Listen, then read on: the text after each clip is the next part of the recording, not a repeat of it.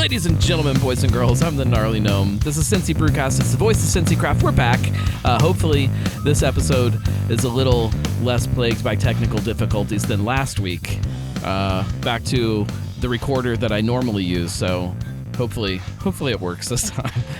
Last week was the Oktoberfest Quest finale, live at Mad Tree, and when I do a live show, there's this big mixing board that I use that records on there, and I didn't hit record at the beginning, so the first minute of the show, you're hearing it from the speakers. It's terrible. Yeah, so this will be better. Suboptimal. Garrett Hickey, welcome back to the show. Thanks, sir.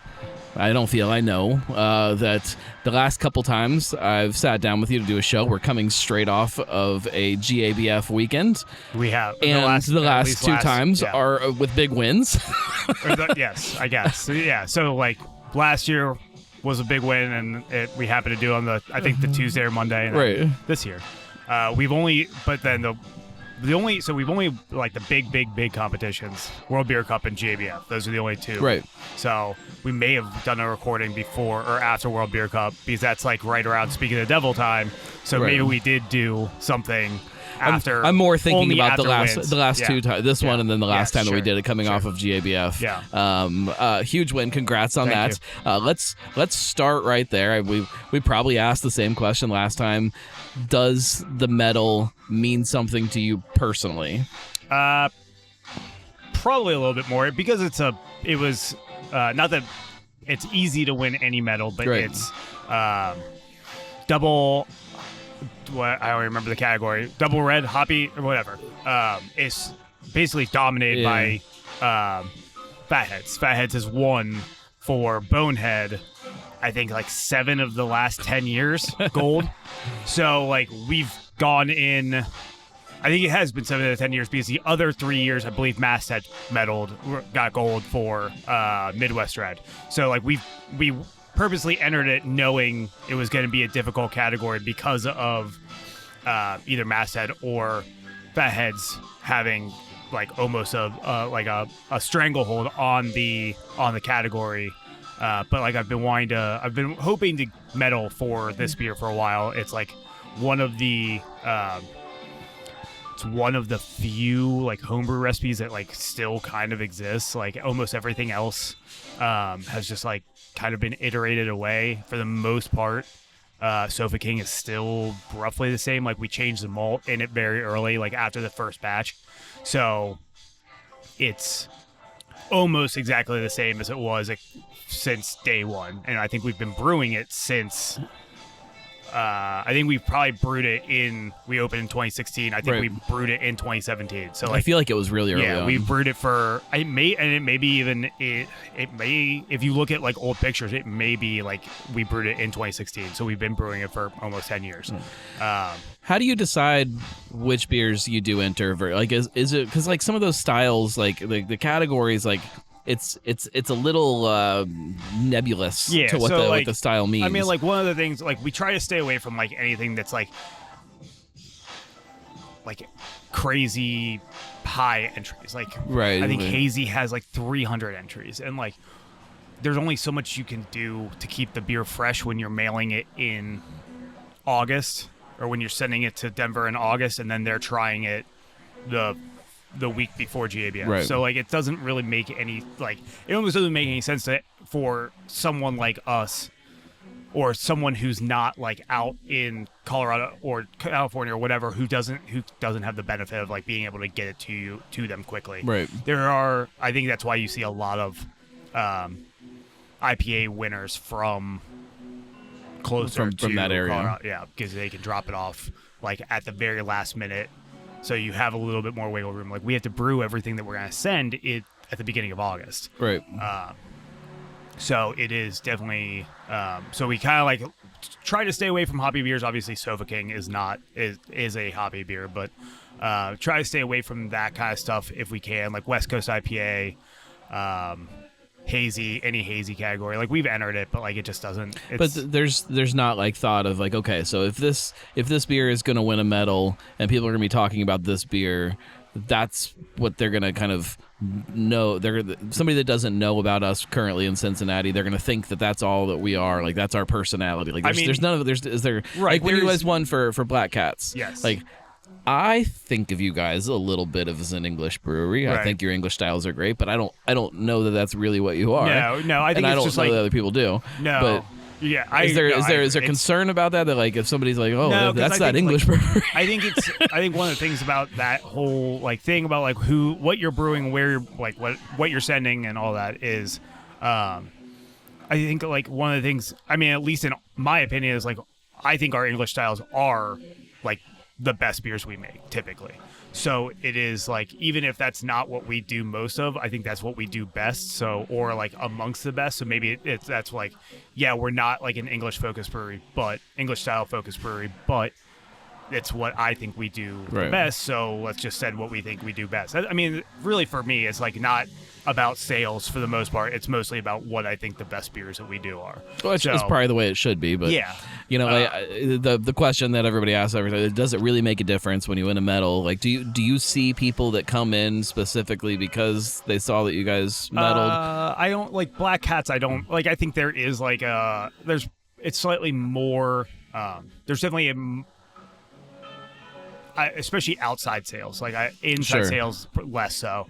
But I think like outside sales, like especially package, I think sells better now than it used to. But like in the grand scheme of things, it's not so significant. It'll be interesting with Sofa King to see like if we end up like if it sells better. I've been trying to like take a look at taproom sales and see like after this weekend if Sofa King sales have gone up, and they're like a percentage. You know what I mean? Right. Like it's very small, and we haven't delivered anything this week, so it'll be interesting. We still have some cases left. It'll be interesting to see if people pick it up this week because it won a medal. Right. I mean, it'd be like honestly the best thing to do would be to win for something that already sells well, or to have one beer that consistently just keeps winning over and over, and then people are like, oh, that's like, that beer that even like Moozy is one of those beers that just like it's now become its own thing. It's like if you go in there, you have to get a Moozy, you know. And I think like some of that, I mean, I don't know. You'd have to ask Brink if Moozy sells better because it wins medals. That's a great point. Like I don't know. They wouldn't know because it's always won medals. Sure. So like that's the thing is like they don't have any. Like before. If we were to do a milk stout and we were to win, I don't think it would sell any better. Like even if it won 3 times in a row, I don't think it would sell better than. It's not gonna like all of a sudden rocket up our sales. Right. I think it would probably stay right where like an English porter would. I think it would probably be like the 15th best selling item of the night. You know what I mean? Right. Of any night, because it's just not like it's just like not a product that sells well here. Right. Well, and it's like when I talk to people and we're talking about English beer and like, oh, where can you go to get English beer around here? Like I do send people to Streetside, but like now we're talking about like this very small group of people in the bigger. It's not a huge. It's just not a huge market. So, which is why like, I mean, it's kind of like a difficult thing for us to do GABF because we brew 4 fucking English beers right before our anniversary. So we have a bunch of beer that doesn't sell super well sitting in kegs, and then we have to do anniversary stuff. So we like crank out a bunch of beer that doesn't sell, and we crank out a bunch of beer that does sell, and then we're sitting on the beer that doesn't sell, waiting for. So it's just it's like that's, I don't know. GABF doesn't fall in a good time for us because of where our anniversary is, but that's just. Let's talk about kind of the bigger landscape of Ohio beer. I mean, like this was a big year for Ohio at GABF. Yes. You know, more medals than ever before. Yep. How do you? I mean, this could kind of go for Cincinnati too. But how do you find ways for you guys to stand out in this crowd where there's a lot of really freaking good beer happening? Like even, you know, if we want to hyper focus here on Cincinnati, like you've got this group of breweries that are making medal winning beer constantly, that are putting out beer that is very visible on shelves, that have tap rooms that are kind of crazy. If you went back 10 years and kind of looked at what a tap room is supposed to look like, what they're doing now is insane. How do you find ways to kind of still stand out in that crowd? I don't have an answer for that. It's Right. just like not like it's not. I don't really think about it that way, mostly because like it's a once every 6 month problem for us to like solve, and like honestly, I'm not like as cool as it is to metal, and like I think anybody will tell you, we didn't do anything special for it. We didn't even talk about yesterday when we came in. We had 2 Slacks about it. And we posted about it on Instagram, but none of the production staff talked about it other than like when we took the picture when Justin came down. Justin from the OCBA came down and gave us our medal. Like we don't go out to GABF because we got too much shit going on. We've got, I mean, like in between anniversary, and I don't know if that's everybody. I don't know if that's just us, just like not that's just like not everyone's collective personality. That's a good question because like I don't know what anybody else is doing. Like I assume if you're out at GABF, I'm sure it's a much bigger deal because you've got everybody's there celebrating you for winning. But like when you're not there, it's kind of just like it's nice. Obviously, I'm happy we won, but I'm more just like focused on what all the other stuff we have going on this week is, and getting my normal work done, not just like focusing on the medal, which I guess is good and bad. Yeah, I mean, like I think that there is. I'm trying to think of something that I can equate it to in my head, and I don't know what that is. I don't know what kind of beer blogger award exists, but like there is some kind of value in every once in a while, like taking that minute to appreciate that like this thing that you can get caught up in just the day-to-day minutia of just making it run, that it's going in the right direction, it's on the right track, that you're doing something that does make some kind of a difference in the industry that you're in. Like it's to take a minute and like appreciate that, I think is important for a lot of different reasons, probably most of them mental on the side of the people that are working here, to kind of not get burnt out on just working every day, you know, like just there's something else going on here that is kind of fun. I mean, I think some of it is also like with next week being Demogorgon, it's like that's kind of when we all kind of like hang out after Demogorgon and just like take a minute and have a beer or two and kind of enjoy ourselves, because it's like it's just been it's a marathon from anniversary to Demogorgon. It's the same way every single year. It's like always a ton of work, although like it's less busy. It's been less busy the better we're getting at everything. But I think like that's when we kind of like sit down and take a breath, and like because JBF will at that point be 2 weekends away, like it's kind of like the next thing we're focused on is FOBAB. So that's our next, like if we were to win a medal at FOBAB, I think that would be something that we would probably celebrate a little bit more, because it's we're slower, we're not as focused on like everything else. You have more time to celebrate. We have more time to sit down like and reflect on like what we did, as opposed to now where it's just like, I mean, everybody just came in and worked. I mean, the awards are Saturday. Yeah. I mean, like I was gonna say like and especially like it's kind of just like last year I was at a wedding, so I had my phone on Do Not Disturb, so like I didn't get it. I just like opened my phone and had texts, and then this year I was cleaning. I didn't want to like pay attention to it because I'm not there. I don't want to like, and so I just like turned my phone off, or I didn't turn my phone off. I turned on Do Not Disturb and start cleaning the house, and I walked the dog. I was just like, I just want to get out of there, because I try not to like put any extra mental energy into something that I can't control. So that's one of those things where like that's kind of where we're at. I think that's, and like even this year with FOBAB, like I won't be there for the awards. I've been there the last 3 or 4 years, I think. 3 years, I guess. 3 years. Is that a purposeful decision on your part, or just kind of the way things are working? It's my wife's birthday, so. Well, I mean, that'd be a good birthday last year I present. left. Hey, honey, let's go to FOBAB. Last year I left before the awards as well. So I mean, it's just like I think it's like it's interesting, because I think that there are some people, even people in breweries that are similar to this size, that have like almost the complete opposite. Yeah, they want to be there. Yeah, they want to be there. Like this is that moment to kind of I think like I'm sure there's people here that would appreciate going and being at the whole thing, but like for the most part, the production staff does not want to be a part of any of it. They would rather just do their thing and and maybe we'll go next year. But like again, it's not a convenient time for us to go out to Denver for 5 days or 4 days or whatever. So let's talk about Demogorgon. Sure. Demogorgon Day is coming up. What's the date on it? Saturday the 25th. Okay.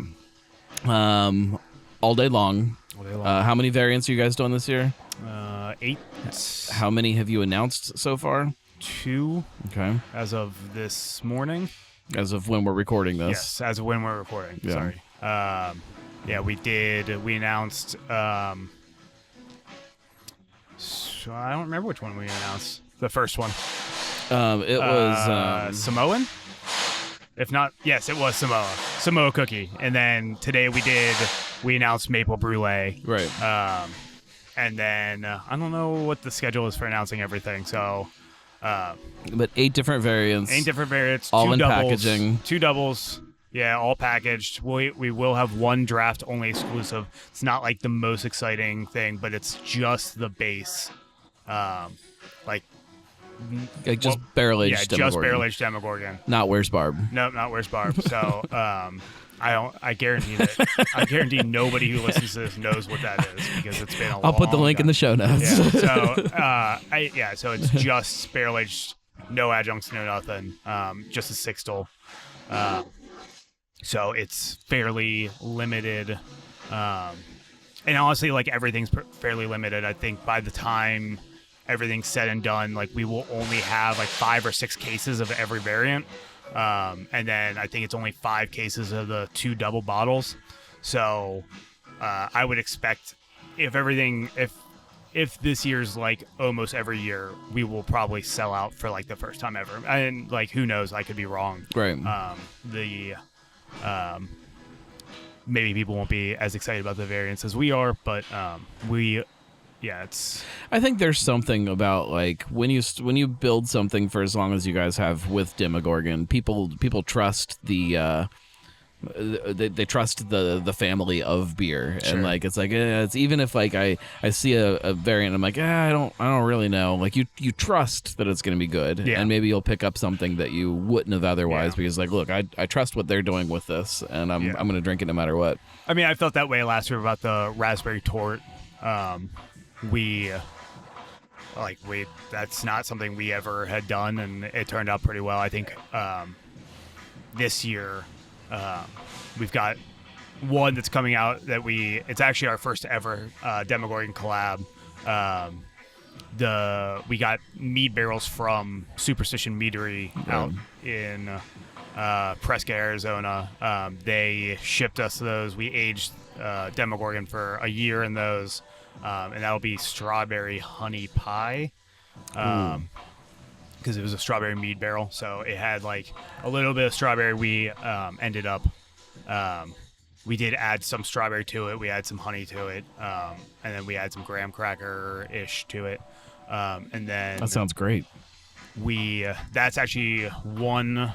Oh, and bee pollen, excuse me. I forgot about that's like the only other. That's the weird thing that got us into the specialty category at FOBAB. So that's one FOBAB entry. And then we're not doing another Demogorgon. We're actually doing barrel aged quad for the other entry. That'll come out after FOBAB. But this is a little bit like we're doing. One of the variants is like a larger version of the VIP dinner variant that we did. Like all the VIP dinners all have like whatever, we do 20 bottles for all the VIPs that show up for the dinner. And I think this was 2 years ago. We just did a larger batch of it, tweaked it a little bit, but yeah, this was a couple of years ago we did this. And then I can't remember all the other variants. What is the difference between Speak of the Devil and Demogorgon as far as kind of personalities between the two beers? I mean, I think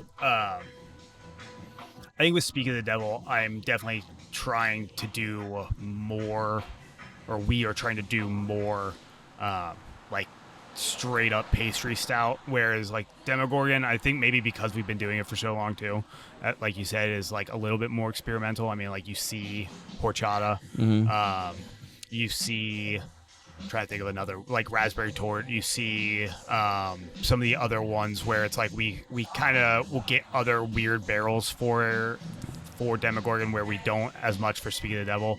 It's a little more barrel driven. It's a little bit more barrel driven. I just think it's like we're a little bit more willing to experiment with it than we are with Speak of the Devil. Like, right. I mean, like Speak of the Devil, you're always gonna have probably one coconut variant, but like you're always gonna have a coconut variant. You're always gonna have like, it's very dessert focused. I would say Speak of the Devil is more dessert focused, even though like when everybody sees everything, like this is also fairly dessert focused. It's just because it's easier to describe a beer based on dessert than it is just to like make up. I mean, raspberry honey pie is it's not really like we didn't put a bunch of raspberry honey pies into the beer. We just had to make up what the closest approximation was to give you an idea of what that. Because if you don't, then like it's hard to say this is a raspberry, bee pollen, honey, vanilla, graham cracker, Demogorgon. Like it's just so much shorter just to say what like that makes sense. What is the inspiration for it?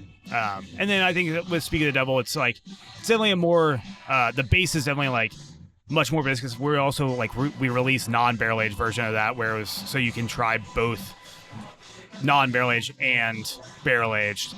I also think that like in general, we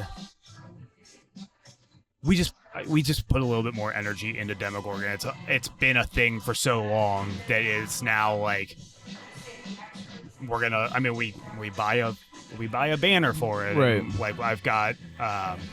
We're doing more, especially this year being the 5th year. We're doing more. So like, Dark Stallion Tattoo that's up in Mount Lookout. They're gonna do a flash tattoo event downstairs while everyone's coming by. We've got the DJ, which we always have music during Speak of the Devil and Demogorgon, but we've got DJ Cat Scratch, who is Matt from the Barrel House up in Dayton. He comes down and he DJs. We'll have a second band this year as well, the Foals. I mean, we decorate a little bit more. We're just a little bit more like, because there's a little bit more like that you can focus on. So like in the past we've had like our 11 burger.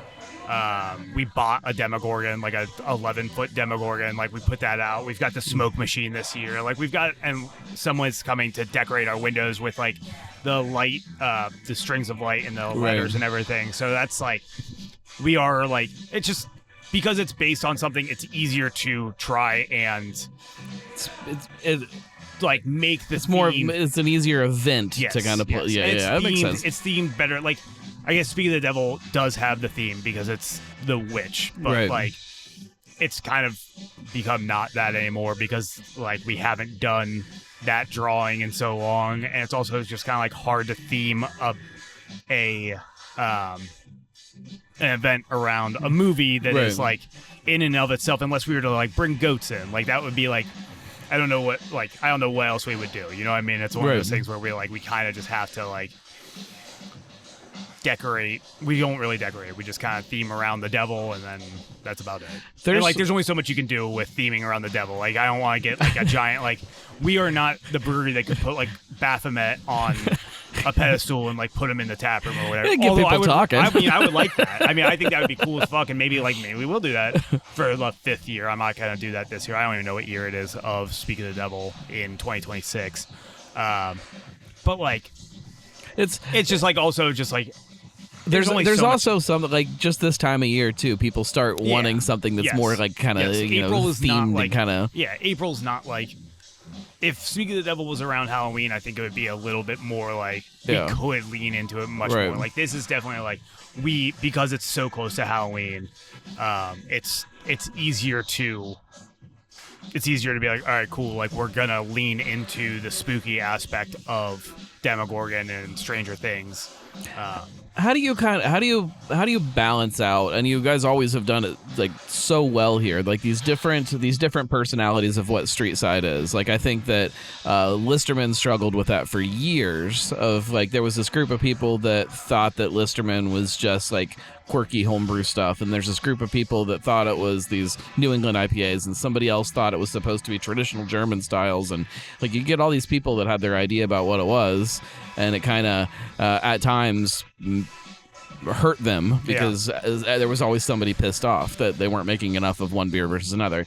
You guys have like played that balance really well throughout your whole history of being a brewery. How do you do that? How do you make something like Speak of the Devil or Demogorgon, and then also have black cats hanging out there? Or I think that's just like, I think it's just because like everybody who's been like the driving forces have all been here the entire time and are still like engaged daily, as opposed to like having. I mean, like Steve and I have been here the entire time. Steve, who's our production manager, has been here 8 weeks or 8 years and 50 weeks. Like he's been here been here for all but 2 weeks of Streetside's existence, and like obviously I've been here since day one, minus day one. You know what I mean? Like Kathy and Brian, and like Andy, who's our creative director, has been doing work for us since 2017. So like even like labels and creative wise, like I think when you look at all of that, the people that are like the actual driving forces have all been involved in some way, shape, or form since extremely early. Like for most of us it'll be almost a decade. For Andy it'll be 7 years. You know what I mean? So like we're just, it's just like, there is no reconciling like how we do all of it.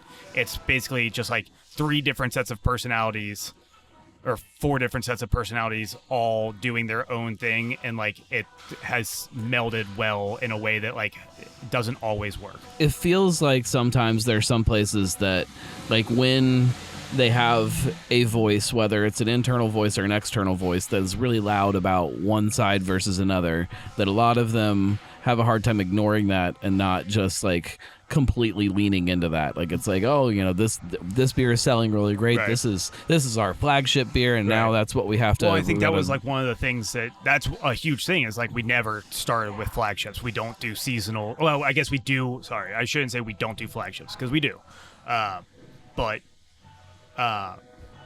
we don't really do seasonals other than Raspberry Beret. Like we do and Return of the Mac all the time. But like I also don't get overly stressed out if they're not on tap or if they're not in cans for an extended period of time, because that's just like kind of the way of the world. Like it is, I like can't control that we don't have tank space or can space or cooler space for beer when it's ready. I think that's one of the things, is like just being okay with not having whatever your quote unquote flagship is. What about it's detrimental to the outside sales for sure, but like it doesn't really affect in here. And like I think maybe that's the other focus, is like we're so taproom focused, even though like we do a ton of outside sales at this point.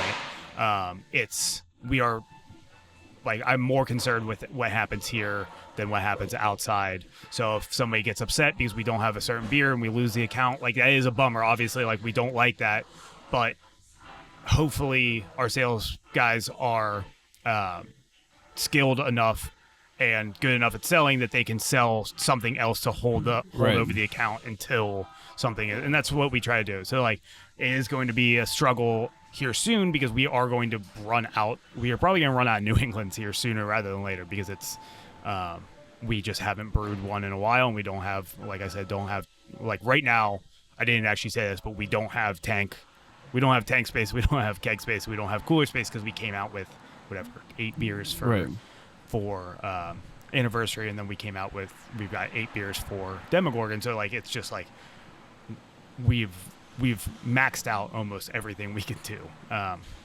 So like we're like on the verge of like maybe at some point we won't have a New England on, and I think that happened last year around this time as well. But like we just kind of tell people like, hey, like it's coming, like we're doing our best. But and there's something else that they'll probably like if they drink it. It's like, look, we don't have a New England IPA, but you try this, and like you might be pleasantly surprised. We've got two hazy pale ales coming. So like if you like New England's or whatever, like something will be on tap that is hazy and like is more along those lines than like a West Coast IPA. Right. So like we are cognizant. It's just like, so we'll probably not be back for a minute because we're not brewing and we're just trying to focus on getting everything done. I had a really fun experience with Sabra this weekend at River Roots. I led a couple tastings down there, and in one of the tastings, there were some people that when they sat down, they were asking what beers we're going to try, and I was kind of naming them. I'm like, there's no IPAs, right? We don't like IPAs, and I'm like, well, there's one at the end, but just wait because knowing that you're saying that, I think you're gonna like this. And sure enough, we got to the last beer and it was Sub Raw, and they drank it like this is an IPA, and I'm like, yeah. And then you get to have that conversation. Like there's still people out there that you can kind of connect that way with it. Yeah, it's a really fun experience with that beer that I haven't had for a long time. Yeah. It's when you get like your more casual, very extremely casual, not even just like casual, but very casual consumer. It is interesting to like get them something that is like a little bit unexpected like that. So how do you, or do you notice a difference in the things that you feel like you need to make or put on tap as consumers have gotten more educated in craft beer, or more used to craft beer, I guess is a nicer way to put it? Like, yeah, I mean, I think I don't know, we've been talking about this for years, but like I think the more traditional styles are making a comeback. Right. We're brewing more West Coast IPAs than we ever have. Definitely more lagers. I think it's kind of like a return to traditional-ish styles, but I think also like maybe not a return to traditional styles because it's not like there's a huge push for milds or brown ales or whatever, anything. That you may have had, like a nut brown isn't going to sell any better now than it would have maybe like 5 years ago, but it's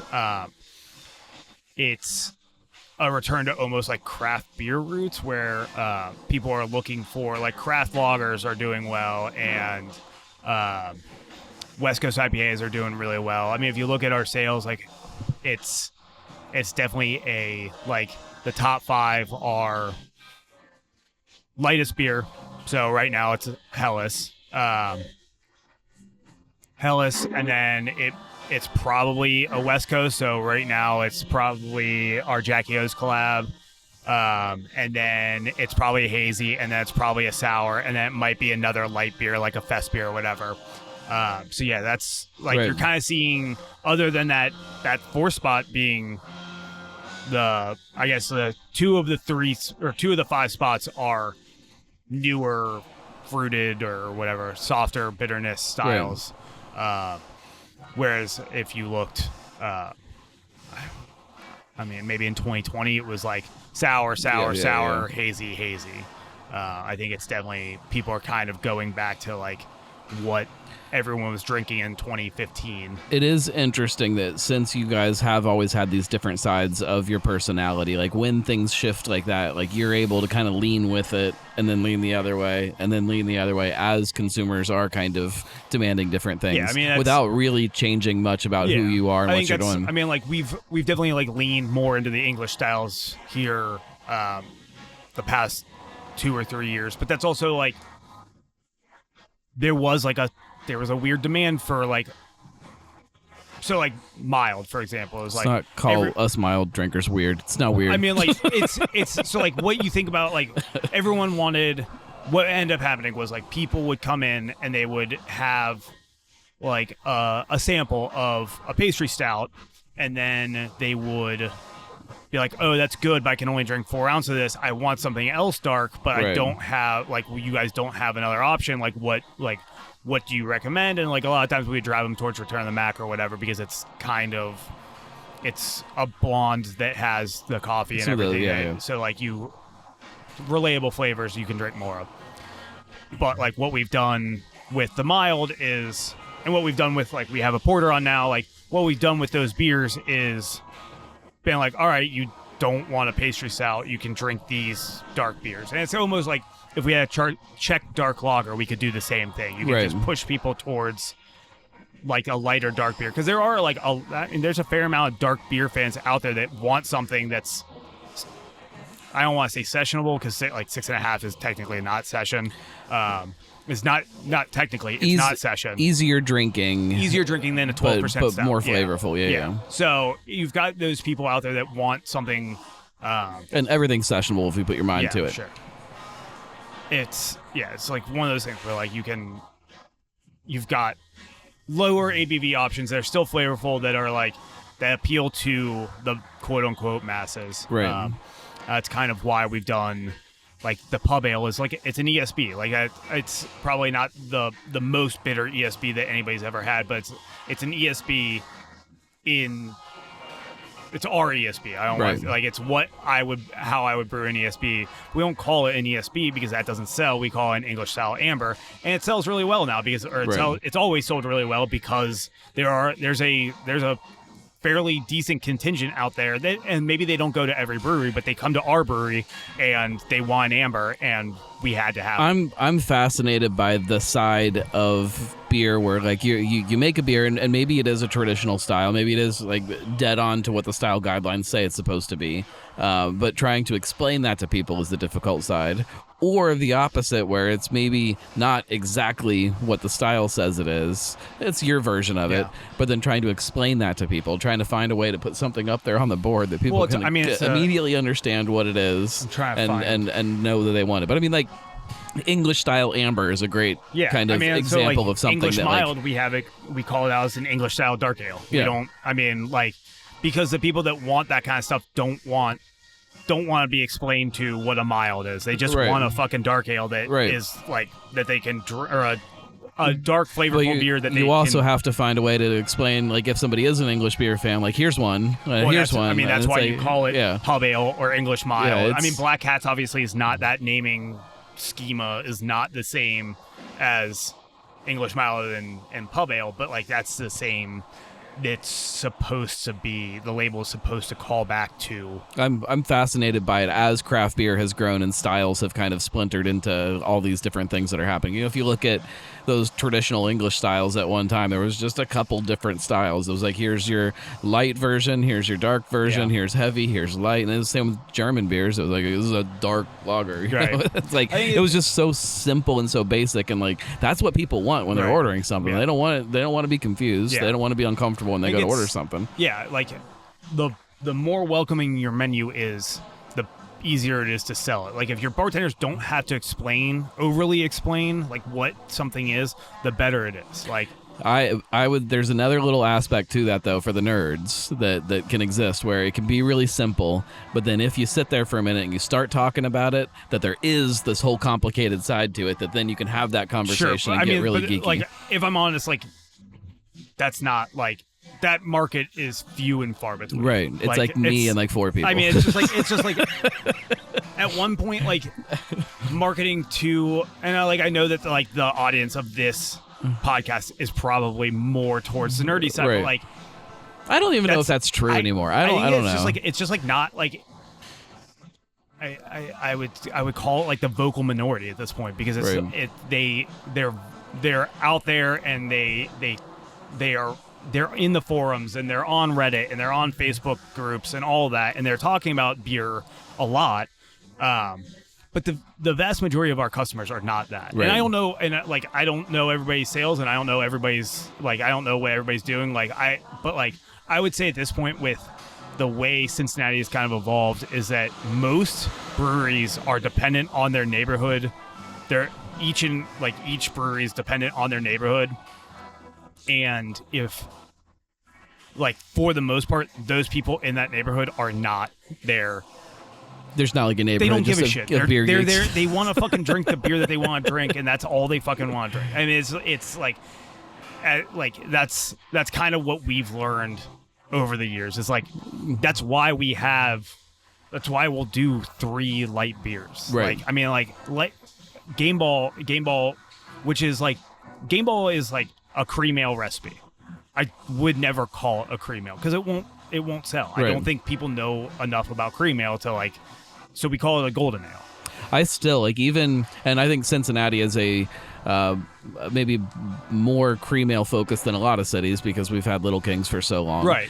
But even now, like, I see people, they'll get a cream ale and they're like, oh, this isn't really as creamy as I was expecting. Right. I think it's like, well, that's not what it is. So it's easier just to not like that's I mean, it's not on tap right now, but like that would be our number one seller, because people walk here, they're on their way home from work or whatever, and they just want to have a beer and chill out and not be at home for skip traffic and not have to sit in traffic, or they've got an hour to kill or whatever. And that's our market. Like, Demogorgon Day is for the beer nerds for the most part, but like also we're kind of recognizing that's not always that's not always what it is. So it's easier just to like do a little bit of something for everybody than it is to like try and like be the beer nerd brewery or be the like casual brewery or be whatever. Right. Because if you can have 2 things for the beer nerds or 4 things for the beer nerds, especially with 24 taps like we have, and then like 4 for like maybe your OG craft beer drinkers. So you got 2 West Coast and 2 English styles, and then everything else is for your majority. Average your average consumer. There you go. I think that's like a great way to go about building out your tap list. It's not really how we think about it, but it is like when I'm brewing, we'll do. And like New England's at this point are basically for everyone. Like I don't count that, but like when I'm building out like what we're gonna brew for the next month and a half, I'm like, all right, you gotta have 2 normal beers. You have like maybe 2 slightly weird beers, like maybe like if I'm thinking about like the future, like what we're gonna brew. So like Game Ball, gotta go back on. We gotta do. We'll probably do Sofa King again because of winning a medal, and then like John Lemon is probably going to go on because it's a milkshake IPA, and milkshake IPAs don't sell well anymore, but there is a crowd that likes them, so you're going to put that back on, and then probably 3 New Englands, and then maybe some random other style that like I've been wanting to do. Like Steve was talking about doing like a Scottish or a 90 shilling or something like that, just to like do something else that is like kind of in our wheelhouse, but not exactly. And like if you look at what we have in the tanks, we've got West Coast IPA, we've got Hefeweizen, we've got a gummy worm sour, we've got a banana pancake sour, we've got a hazy pale ale, and we've got a beer de garde. Right. So like and maybe something else, and another hazy pale ale. So like that's 2 weird, 2 fairly normal, and then like 2 extremely normal with the Hefeweizen and the beer de garde. Does that translate to the stuff that you're making because you know it needs to go out into the market, or is the stuff you're sending out into the market typically just more the normal stuff? The stuff that we're sending out in the market is mostly the weird stuff. Okay. Like gummy worm sour is going to sell. I would expect to sell fairly well out. Like banana pancake sour, I expect to sell pretty well out in the market. I see this growth of like this light American lager category, and like that's where it seems like a lot of people are putting a lot of their time and energy right now to marketing and to say like, hey, we make this too. Yeah, I would definitely say that like it's either extremely normal where you're like the core, like everybody knows what a light American lager. I mean, we have one coming here soon. Right. If you follow our social media, we're teasing it or whatever. I think I spoiled the label on the Weekly Pint. Oh, maybe. Maybe it was it's a while back though when that popped through. Yeah. So I mean, we've been like that's coming, and like obviously we're pushing that marketing wise, and like I would like to keep that going as much as possible, and then like. It's either you're either pushing that or you're pushing your weird stuff in your New Englands, and those two that's like what sells, because like everybody likes to have their American lager, like because that can just sit on the shelf and everybody it's old reliable, and then you've got your weird stuff, and that's where people are like, oh shit, whatever, this is a 4 on Untapped, I have to get it. But I feel like a lot of like the bigger breweries here in town have leaned more into what we're calling the normal stuff. Yeah, I would. And that's what we're seeing on shelves. Do you think that opens up that door more for places like you guys to be able to do the weird stuff? I think it's a little bit of both, because you can do I think it opens up like craft lager, especially craft light American lager, have opened up the door for everybody to be able to like make their own as long as it's good and sell it, because like the demand is there. There's people making them and they're not good, and they seem to be doing okay. Sure. And then it also does open up, as long like if less people are making the weird stuff, it is a little bit easier to push out and be like, hey, like this has good ratings. Would you want to grab some? And then see how that goes. Right. let's talk about kind of the other side of the tap room, food. You guys announced that your food partner is not going to be around. I don't know if you announced or they announced, but there was we saw that. Yeah, both. Craft Burger Bros.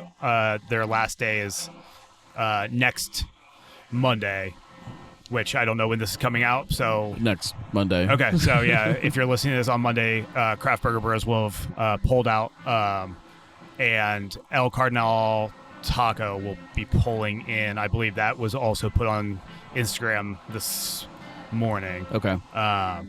So we've had a relationship with them for a while. They used to be here when, like prior to us having a food truck, prior to Craft Burger Bros. They would be like in our rotation, and they reached out. They reached out early on, and they weren't ready when we were looking for a new food truck to like put a permanent food truck here, and the opportunity like arose, and obviously we both jumped at it. So it's just a good opportunity just to switch things up.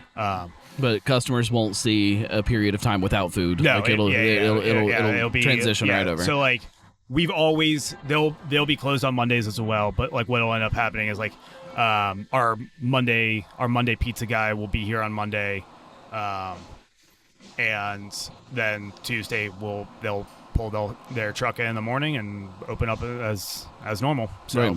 That's good news. No lapse in food unless something goes catastrophically wrong, which you never know.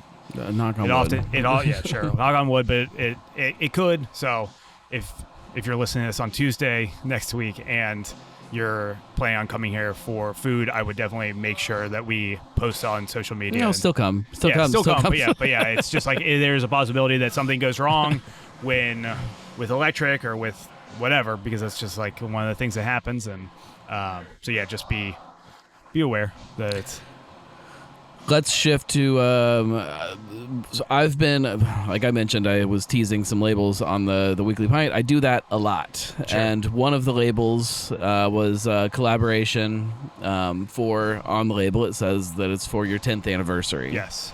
I know that you guys just celebrated your 9th anniversary, but let's talk about how you celebrate 10 years of business, because I remember when Mount Carmel hit 10 years, and like it was crazy to think that there was a craft brewery in Cincinnati that was 10 years old. It didn't make any sense. Right. And then now, people that in my head are still like brand new, like you guys, that feels like it hasn't been that long, are now turning 10 or getting ready to turn 10 next year. How do you celebrate that? What do you do? How do you find a way to make it very much you guys while also making it so like that, I mean, anybody who's like whatever followed along the last couple of years, especially, we've done whatever 4, 5, 6 collabs or whatever for like in the like released all on the 9th anniversary.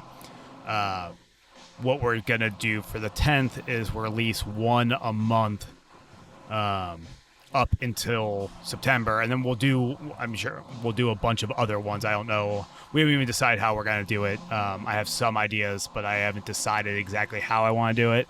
But yeah, this month is Mad Tree, and they all, like, the point of all these collabs is supposed to be like tied into the story. Like, celebrating or like how we got started or whatever. So like this month is Mad Tree, and we're packaging on Thursday this week, so it'll be out by the time you hear this. That's the beer to guard that I mentioned. We brewed it with local ish malt, Sugar Creek out of Indiana. We got honey from Carriage House Farms. Okay. Sorry, I really wanted to make sure I got it. So I was gonna be a smart ass and say bees. No, but, bees. I didn't. Bees, but Carriage House Farm. So tried to like stick with the like the sustainability aspect of Mad Tree, and do something that like we kind of both like agreed on. It was just kind of one of those weird things where like they haven't. I feel like they've probably made one because they've made like every style under the sun, but like you don't see a beer to guard very often. And like one of the one of the styles that I first had way back when out in Portland when we were looking at our equipment was a beer to guard at a place called Base Camp Brewing. They don't exist anymore, but I was like, oh, that'd be kind of cool. I feel like I've heard about them. Probably. I don't know if it was from you or from somebody else, but I've definitely heard about them. During COVID, their owner kind of lost it a little bit and fired a gun into the air to try to clear homeless off the I don't think that's patio. the context that I heard about. That's what happened. That's maybe. Lord. So I think he spent a little time in jail for that one. But yeah, they were. So like whatever, went there and had a beer and a lot of people. I was just talking to Pete from Derive up in Columbus, and I was talking about like what inspired it, and I mentioned it as like, oh yeah, I lived out there, I remember them well. So like it's like if you were out in Portland during a very specific time, that's like a well-known brewery for some people. So I wanted to do that, and then the reason we're doing Mad Tree first specifically is because it's the first craft brewery I ever worked at. Or I didn't work there. I volunteered there. Right. On the packaging You line. were doing work. I was doing work. I wasn't being paid. Being paid in beer. So I wanted to do that. And then the next one is West Coast IPA with Voodoo. And they were, I think, one of the first craft breweries I ever went to. And when I lived up in Erie, they were like a spot I would go to a lot. So I think that requires a little bit of explanation for people in Cincinnati because they've got this skewed image of what Voodoo is. Oh yeah, so Voodoo, Voodoo has like their franchise concepts, which is where you see like the Cincinnati one and the Westchester one, and the whatever everywhere. Right. And then they have their main, and they're two separate companies. The franchise is all separate, still marketed by the same people, but. And then they have their main facility in Meadville, Pennsylvania, which is called the Compound. And then they have the Erie Brew Pub, which I don't know if that is actually a franchise or if it's just a secondary tap room. Did it close? Erie? Yeah. No, Erie's still open. Well, I saw some kind of news about them, or maybe they may have closed it for COVID. And then reopened it or something. Maybe, sure, maybe that's what I'm thinking of. But yeah, that's why that's the November one. But yeah, so we're just gonna try to do that. It's a little bit harder. It's actually like surprisingly hard to get everything locked down. Right. You would think it was easier to get everybody locked down to do one in like whatever we brew in September, right? All in the same week, but it's harder to get people to commit to be like, oh yeah, like, and like nobody has to come out or anything. It is nice if they do, but like there's no hard commitment on coming out. It's just like trying to get people that we have some kind of connection to. I guess it's harder to lock people down that way. But yeah, so we got 2 done. We've got a couple in the works. Land Grant at some point because we did a collab very early on with Land Grant up at Land Grant, and then I could never get them to commit to coming down. So they're gonna finally come down. I think like almost 8 years later and brew here. So that's 3 of the 12 months. So we've got. That's how we're gonna do that one. That'll be fun. You'll see the actual collabs demarcated out in the wild with there'll be a sticker on the 4-pack holder, so you'll know like what we're doing. I'm sure we'll talk about it and everything. Most of the labels like on the back on the description talk about why we did it. If we have like a hard and fast reason that we want to talk about.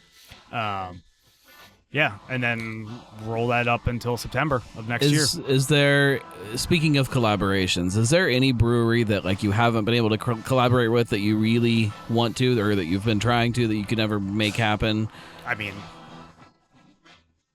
yeah, there's a bunch, but right. like not like I've never like asked anyone, and then they've said actually Land Grant I guess would be like the right. only one that like was like almost a hard no, but I think it was like.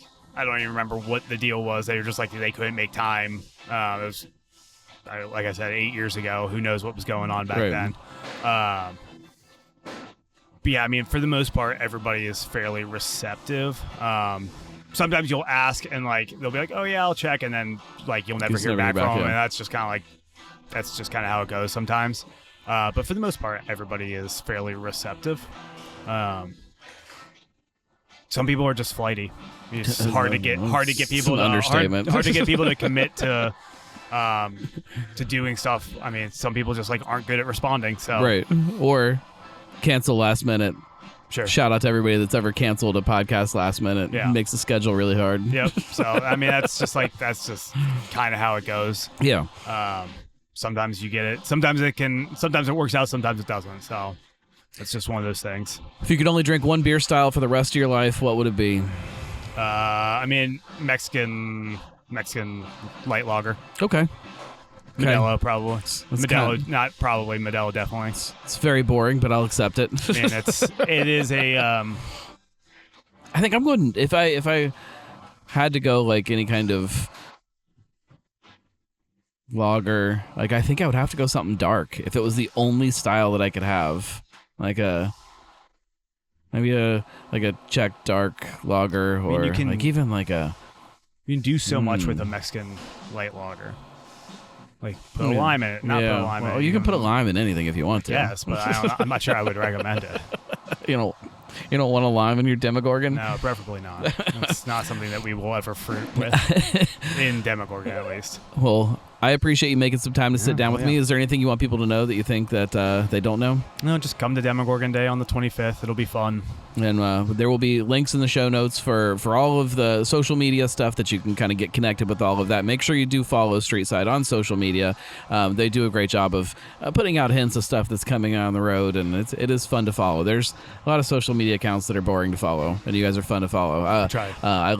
We don't try. Andy tries. Yes, I love the personality and the art behind what this place is, and some of the tongue-in-cheek kind of fun of it. A lot of people take themselves too seriously. Don't take yourself too seriously, folks. Yep. We'll be back. I can't guarantee it's next week because I'm not looking at a calendar, but we'll be back. Cincy Brewcast will definitely keep cranking out episodes as long as craft beer is alive and well in the city. And after this weekend, I think we can safely say that craft beer is alive and well. So stay tuned for more content. If you like this show, if you like any of the stuff that I do, go to thegnarlygnome.com/support, and you can support that way. There is a free tier you can sign up for, and you still get some stuff before everybody else. You'll probably get this episode before everybody else if you're on Patreon. So go over there and do that. Cincy Brewcast. It's the voice of Cincy Craft.